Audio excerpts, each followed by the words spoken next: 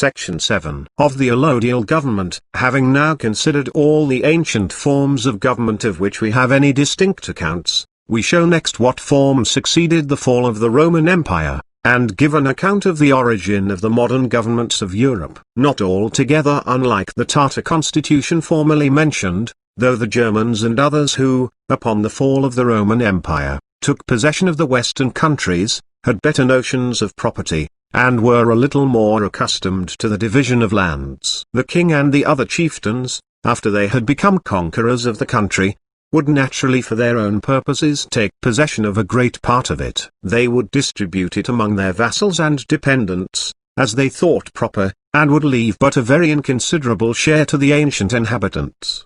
They did not, however, extirpate them entirely, but still paid them some little regard. Among the Franks who took possession of Gaul, the person who killed a Frank paid only 5 times the fine which was payable for killing one of the old inhabitants.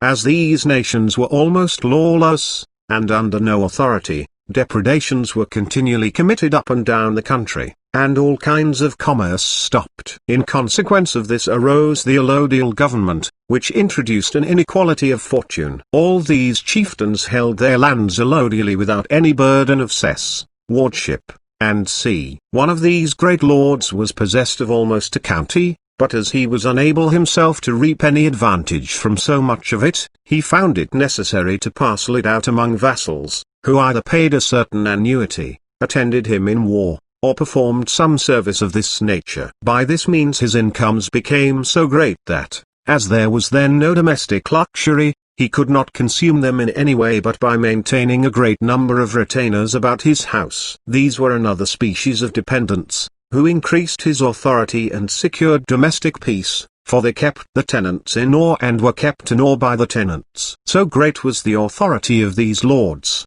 that if anyone claimed a debt from any of their vassals, the king had no power to send a messenger into the lord's dominions to force payment. He could only apply to the lord, and desire him to do justice. To them also lay the last resort, in judging of all manner of property under their own jurisdiction, the power of life and death, of coining money, and of making by-laws and regulations in their own territories. But besides this power of government, which in a great measure was betwixt the king and the great lords, if there had been no other the balance would not have been properly kept.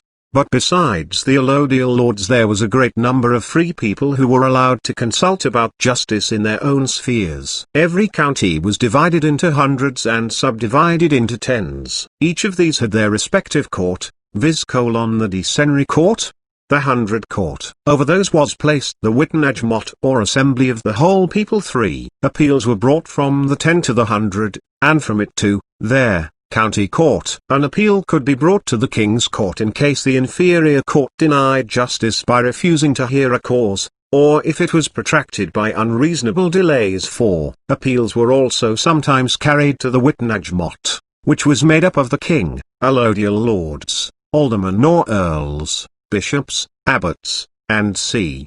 This was the first form of government in the west of Europe, after the downfall of the Roman Empire.